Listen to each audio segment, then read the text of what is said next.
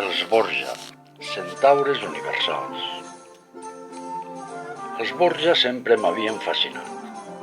M'atreia la seva llegenda, el seu mite, i per això un bon dia vaig decidir d'escriure una comèdia sobre ells.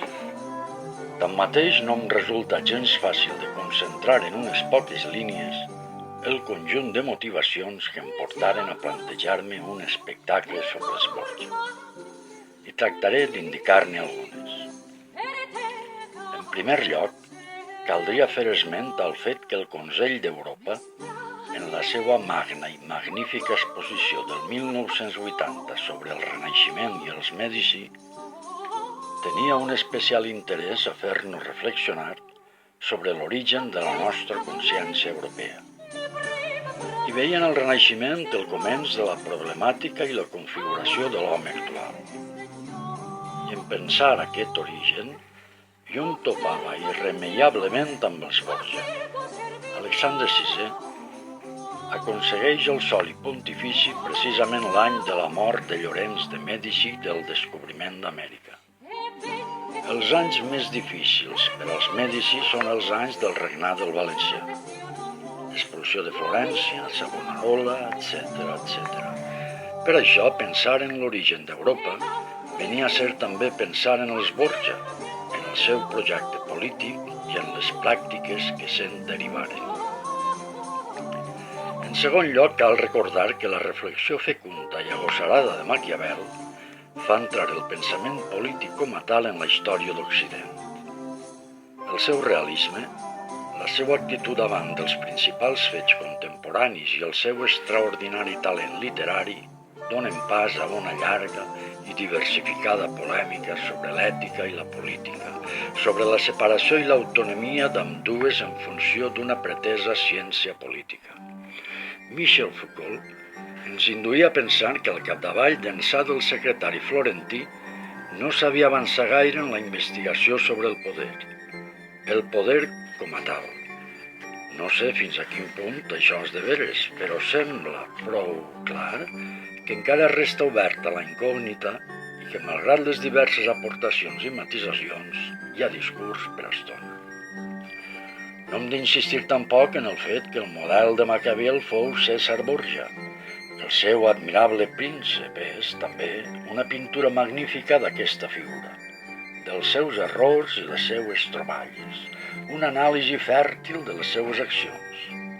Podríem llegir el llibret immortal com una novel·la biogràfica i assagística sobre Cèsar.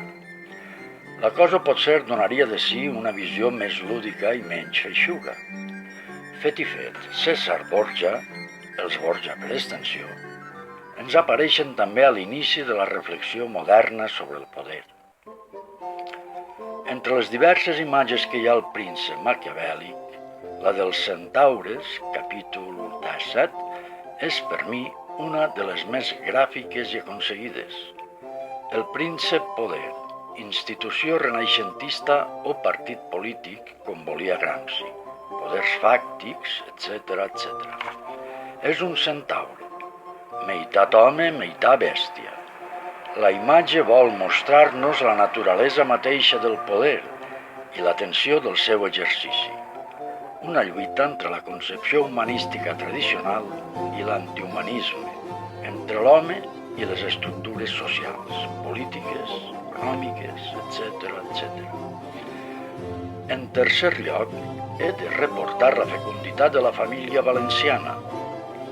Dos papes, un sant i figures tan arrelades a la imaginació occidental com ara Lucrècia, que han creat una llegenda negra, la qual ha bastit la imaginació de músics, homes de teatre, novel·listes.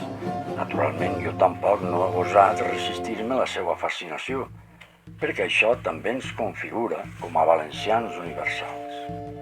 És veritat, però, que tirant mà dels estudiosos més qualificats, com ara mossèn Miquel Batllori, no m'he entretingut excessivament en la llegenda, sinó que enllà de tot historicisme he tractat de centrar-me en l'ambigüitat feroge, l'eròtica i la mítica del poder. en la constatació del savonarolisme extremós de moltes alternatives esquerranes del meu temps que han frustrat, per impotència i autoenmillarament, la possibilitat de pràctiques realment alliberadores. En aquest sentit, les diverses escenes en què es juguen actes sexuals tenen una doble funció. D'una banda, mostrar la depravació que la fantasia col·lectiva o la història atribueix als Borgia, i d'altra, concentrar en el cos com a l'espai més íntim i identificador que és la necessitat d'ocupació i de submissió de l'alteritat que el príncep imposa. I encara un altre motiu fonamental que feia dels Borgia uns personatges especialment interessants, la seva llengua. Citaré un text de Manuel Sánchez Warner que ens sembla molt suggerent i aclaridor. A l'alba del Renaixement, tots els estaments socials mantenien la seva cordial adhesió a la llengua autòctona, fins i tot si residien fora dels països catalans. Després de Calix III, 1455-1458, un altre membre de la família xativina Borgia fou també elegit papa, Alexandre VI, 1492-1503, i a la seva cort pontifícia parlava i escrivia normalment el valencià vernacle amb els seus familiars i la seva nombrosa clientela de compatriotes que llavors pol·lulaven per Roma. «Oh, Dio la Chiesa romana in mani dei catalani», s'emplanyia il Bembo. Un timbre de glòria de la llengua catalana, doncs, és haver estat idioma àulic del Vaticà al si del Renaixement. Una bona part de la documentació d'aquella accidentada i apassionant època borgiana està redactada en la nostra llengua, la qual adquiria així una noble bel·ligerància internacional en una de les èpoques més transcendentals de la història. Cèsar Borgia, sobretot, per bé que ha nascut a Itàlia i de mare romana, l'escriu amb un lèxic i un estil ben literaris, fins i tot amb l'èmfasi i l'hipèrbaton característics de l'estil de valenciana prosa.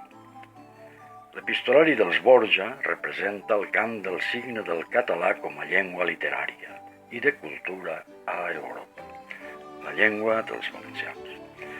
Vet aquí breument exposades algunes de les raons d'aquesta proposta. La consideració dels Borgia com a centaures universals, el seu extraordinari interès en el bestiari polític de tots els temps, uns representants genuïns del poder com a joc eròtic i com a mite de la modernitat, un document indestructible de la unitat de la llengua catalana, uns personatges apassionants per a una època apassionada. Manuel Molins, 1982.